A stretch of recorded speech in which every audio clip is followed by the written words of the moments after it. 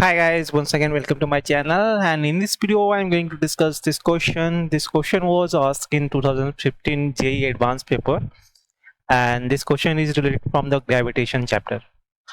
So first we read the question. The question says a large spherical mass capital M is fixed at one position and two identical point masses M are kept on a line passing through the center of M.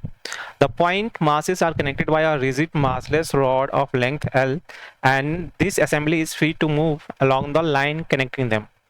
All three masses interact only through their mutual gravitational interaction.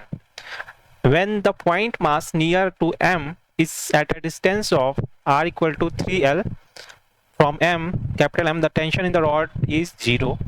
For M equal to this value, then the value of K is, okay, here we have given एक बड़ा spherical मास है capital M और दो small mass है identical मास है small M जो same axis पे रखे हुए हैं। अब आगे क्या बोल रहा है कि ये जो दोनों स्मॉल मासेस हैं they are connected by a rigid massless rod of length L, यानी इन दोनों के बीच में जो कनेक्शन है वो एक रॉड के थ्रू दोनों कनेक्टेड है। Okay, and they are free to move. अब बोल रहा है कि इन तीनों के बीच में जो इंटरेक्शन है वो सिर्फ ग्रेविटेशनल फोर्स की वजह से है। आगे बोल रहा है the point mass when the point mass near to M is at a distance of this R equal to 3L from M, the tension of the rod is 0। यानी जब capital small M and capital M के बीच का distance जो nearest वाला है, इसको suppose कर लो ए एंड बी नेमिंग कर लेते हैं, तो यानी जब ए जो है कैपिटल एम से R equal to 3L distance पे है, तब इस रॉड के बीच का जो टेंशन है, अंदर टेंशन है, वो 0 हो जा रही है। यानी कि इस रॉड पे कोई पुश या पुल, कोई भी नेट फोर्स नहीं लग रही। ठीक है, अब पूछ रहा है आगे, तो हमें find the value of M. M हमें फाइंड करना होगा, वहां से हमें के की वैल्यू निकालनी होगी। अब देखो क्वेश्चन करना कैसे, तो यहाँ पे एम है और ये स्मॉल एम है। यहाँ पे जो इंटरेक्शन फोर्स है ओनली ग्रेविटेशनल फोर्स है। अब ये टेंशन 0 का मतलब क्या है, तो टेंशन 0 का मतलब क्या होगा, जो ये मासेस है वो रॉड से कनेक्टेड है, यानी कि जो ये रॉड मासेस होंगे, जो छोटे छोटे मास है ए एंड बी, वो इस रॉड पे जो फोर्स लगाएंगे वो 0 होना चाहिए। यानी रॉड्स पे ना तो ये इधर पुश करना चाहिए ना ही पुल करेगा, और सेम चीज ना ये इधर करना चाहिए ना इधर करना चाहिए, यानी नेट फोर्स दोनों का जो होना चाहिए वो 0 होना चाहिए। अब इस केस में देखते हैं, अब इनके इंडिविजुअल फोर्स देखते हैं।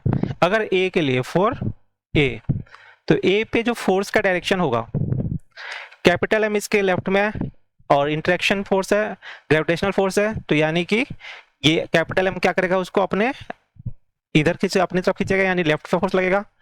स्मॉल एम जो है इसके राइट में है तो उसको राइट की तरफ खींचेगा। यानी कि अगर ये दोनों फोर्स बैलेंस कर लें तो इस पे नेट फोर्स 0 हो सकता है। ठीक है, यानी ए के केस में नेट फोर्स 0 पॉसिबल है। अब देखते हैं बी के केस में।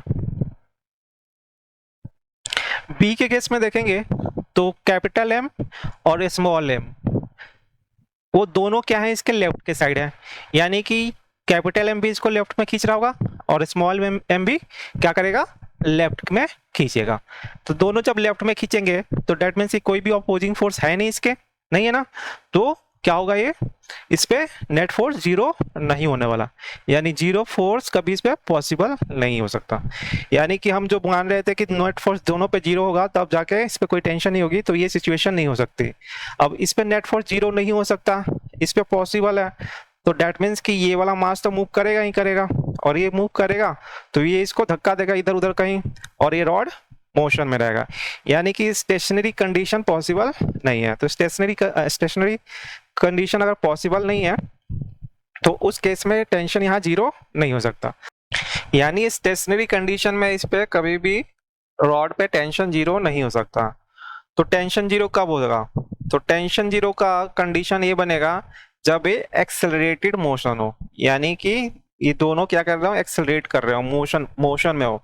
यानी कि अगर दोनों की अगर वेलोसिटी सेम हो जाए, सेम डायरेक्शन में, इधर दोनों सेम वेलोसिटी से मूव करे या फिर इधर दोनों सेम वेलोसिटी से मूव करे, सच दैट कि कोई भी इन जो हो रॉड पे कोई फोर्स ना लगाए। अगर दूसरा एग्जांपल लें तो हम क्या करते हैं, ब्लॉक को अगर स्प्रिंग से कनेक्ट कर देते हैं। अब अगर ये ब्लॉक की स्पीड जो होगी दोनों डायरेक्शन में सेम होगी तो क्या इस स्प्रिंग पे कोई कंप्रेशन या एलोंगेशन आएगा? नहीं आएगा। तो सेम केस यहाँ भी। तो यहाँ पे सेम वेलोसिटी होने के लिए दोनों पे सेम एक्सेलरेशन होना चाहिए, और सेम एक्सेलरेशन होगा डेट मीन्स की मासेस सेम है तो दोनों पे फोर्स सेम होना चाहिए। यानी कि इस पे जो फोर्स लगेगा डेट इज सपोज F1 और इस पे जो फोर्स लगेगा वो F2, तो दोनों का मैग्नीट्यूड सेम होना चाहिए एज वेल एज डायरेक्शन। तो दोनों का फोर्स निकाल लेंगे, उसके बाद इक्वेट कर देंगे। तो ये मेन ही था इसका कंसेप्ट। अब फोर्स F1 क्या होगा? तो F1 की वैल्यू हो जाएगी जो A पे फोर्स लगेगा। तो ए पे जो फोर्स लगाएगा कैपिटल एम लगा रहा है एंड स्मॉल एम भी लगा रहा है। तो कैपिटल एम इसको लेफ्ट की तरफ खींच रहा है, तो इसकी वैल्यू रख लेते हैं। सपोज कर लो लेफ्ट में पॉजिटिव और इधर नेगेटिव ले लेते हैं।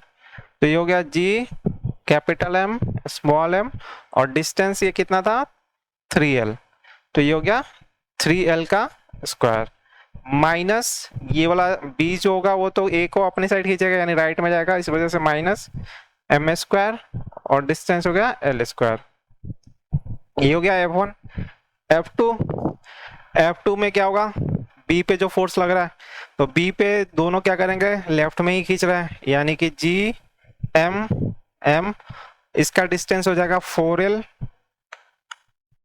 का स्क्वायर, और ये हो गया हमारा, ये ऐड हो जाएगा, ये अपनी तरफ खींचेगा लेफ्ट की साइड में, तो G M square and distance L square. तो ये हो गया। अब दोनों को इक्वेट कर देना है, तो दोनों को इक्वेट करते हैं। तो ये हमारा हो गया G M small M by 9L square minus ये तो सेम है तो एक साइड ले आएंगे उस साइड जाएगा ये हो गया G M capital M 16L square, और ये वाला इधर आ गया तो plus 2G small M square divided by L square. अब इसको उधर ले जाते हैं तो ये होगा जी एम, ये क्या हो जाएगा G capital M small M divided by L square common लेते हैं तो 1/9 माइनस 1/16, और यहाँ से आ जाएगा हमारा 2G M square divided by L square. अब इसको सॉल्व करेंगे तो जी एम कैंसिल हो गया, कैपिटल एम इधर बच गया, एल कैंसिल हो गया, और ये आ जाएगा हमारा 9 × 16, और ये आ जाएगा कितना 7, और इसको सॉल्व करना है तो G M square divided by L square तो कैंसिल हो गया और ये जी एम तो कैंसिल हो गया, तो सिर्फ एम बचा। तो यहाँ से जो m आ जाएगा 7m डिवाइडेड बाय 2 × 9 × 16, तो 9 और 16 का मल्टीप्लाई करोगे तो कितना आएगा 4 एंड 5 40 × 2 यानी कि आ गया 7m डिवाइडेड बाय 288, यानी स्मॉल m की वैल्यू क्या होना चाहिए 7m/288। अब जो ऑप्शन था हमारा उसमें देखेंगे तो जो ऑप्शन था, ऑप्शन नहीं जो ये हमारा m की वैल्यू गिवन है तो यहाँ से k/288m, और जो हमारा वैल्यू आया है वो क्या है 7mm288, तो k की वैल्यू क्या हो जाएगी दैट इज 7। तो सिंपल सा कंसेप्ट था, बहुत अच्छा सा कंसेप्ट था ये। तो यहाँ पे एक्सेलरेशन हमें क्या करना चाहिए, दोनों का 0 होना चाहिए, या फिर हम दूसरे टर्म में बोले सेम होना चाहिए 0 नहीं, और या फिर हम बोले वेलोसिटी दोनों का सेम होना चाहिए, तभी जाके इस रॉड में कोई टेंशन प्रोड्यूस नहीं होगा। अब वेलोसिटी जब 0 सेम होगा दैट मीन्स कि एक्सेलरेशन सेम होना चाहिए क्योंकि बाकी सारे कंडीशन सेम है, और एक्सेलरेशन सेम होगा दैट मीन्स अगर मासेस सेम है तो फोर्स दोनों पे सेम होना चाहिए। बस यही इन दोनों इस क्वेश्चन का कंसेप्ट है।